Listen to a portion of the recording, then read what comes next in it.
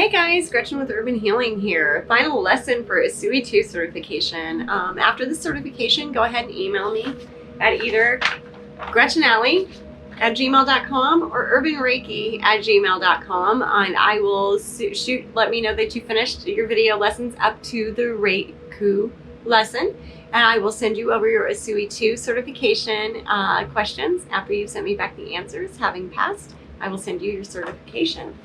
After your Usui 2 certification, I do request that you practice for 6 months, and then you'll get your final attunement to this symbol. I don't care if you practice on paying clients. Practice on your house, practice on yourself, practice on your children, your pets, your food. Food is a really nice thing to impart some beautiful Reiki energy to. I apologize, I'm gonna get readjusted real quick. Okay. Now this is not going to be a super long lesson. Raku is known as the fire serpent. It looks a lot like a lightning bolt. You start here and you draw it down. On your clients, you'll start at the crown chakra and you'll draw it all the way down to their feet. If they're sitting, draw it all the way into the ground. If they're laying down, just to the chakra points on the bottom of the feet. You'll intone it like you have intoned all your other ones. Raku, Raku, Raku. You'll draw it however you're comfortable drawing in your mudras, with your 2 fingers, with your third eye, and make sure you're sending that beautiful energy with your third eye, your heart, and your solar plexus chakra, those nice strong chakras. Raku is a nice grounding symbol. It was not originally taught by Usui Sensei. We believe that it was introduced by Iris Ishikuro, Mrs. Takata, one of Mrs. Takata who's in our lineage, one of her students.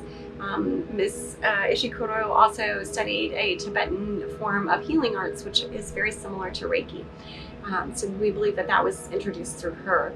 Reiki has, since its reintroduction, taken on a few different forms, and I mean, it makes sense. The world that we live in is changing, so the ways that we should heal ourselves are changing. We need to keep the old ways, but we also need to introduce other old ways to them and new modalities. With your Reiki practice, I'm sure at this point you've also incorporated things like smudging your room. Maybe you burn mugwort while you're doing Reiki or while you're doing your Gokai Sensho.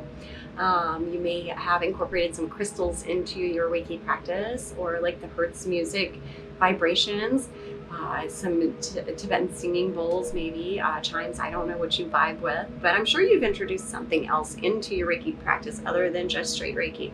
If it is just straight Reiki, that's awesome, because we get all those beautiful healing vibrations and that beautiful Reiki light that pours into all of our chakras, healing us every single day and letting us keep that positivity going, which we definitely need currently.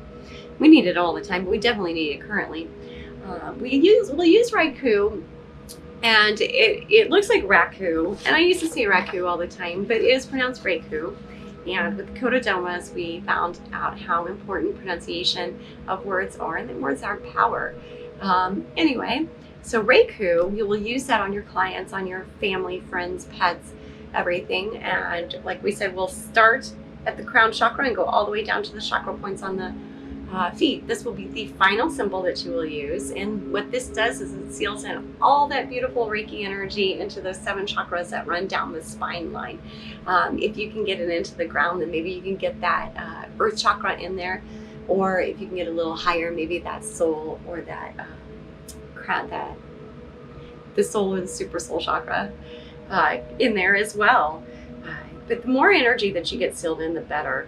Practitioners do use it before their Reiki healings to ground themselves. I use it to ground myself after I've done my Gokai Sensho and I've meditated and I've done my release, and I do have my master certification in Karuna Ki, so I do incorporate that into my meditations as well. So after I've done that, and that does include the symbol Om, but we'll get into that after you've received your master attunement from Usui Ryoho Reiki. I don't require any time between your master Usui Ryoho Reiki and your Karuna Ki Reiki certification. I just haven't started taping the Karuna Ki yet, because this is the final for the Usui, which is the last step that you need. So After I've done my meditation, and I've done my Gokai Sensho, and I've done my meditation, I've released ego. I have a problem, and I understand this. I like to control things. So I have to release ego before every session, because if a client comes to me and says, so I'm feeling really bad about myself, my love life's not going well, and I'm beating myself up, and these people are talking about me, and you're gonna think, self-esteem issues, solar plexus chakra. An egotistical or an ego-driven, not egotistical, but an ego-driven Reiki master who hasn't done her work or his work on themselves and let things go beforehand might say, solar plexus chakra, I know what's wrong with you, and start sending the Reiki symbols that you believe are needed to that chakra point. It could very well be a combination of her heart and sacral chakra, his heart and sacral chakra. You don't know. So what the Raku does for the practitioner is it grounds us back down after we've released our control and our ego, so that when we go into this practice, we go into it with pure and loving intentions. We don't go into this with the mindset, I know better than you. I know better than the universal energy. I know better than the Reiki energy. So Raku is a very important symbol to use before you begin practicing on other living beings, or even on your food, but most importantly on other living beings. That way your ego is left out of it. That concludes the lesson for Raku. Like I said, it's not going to be super long. Again, this is how you draw it. Whee! Like a lightning bolt. It's thought to be a lightning bolt from the heavens, sending that powerful universal energy down to us. This represents chi, or the life force energy that runs through our chakras. So until next time, and I will be posting one more video in this group and on this YouTube group for how to draw all the symbols up to and including Raku, even though it is here. Until then, namaste. Don't forget to send me those emails and I'll get you those questions. And then we will set up a time for your Usui 2 symbol attunement. Thank you.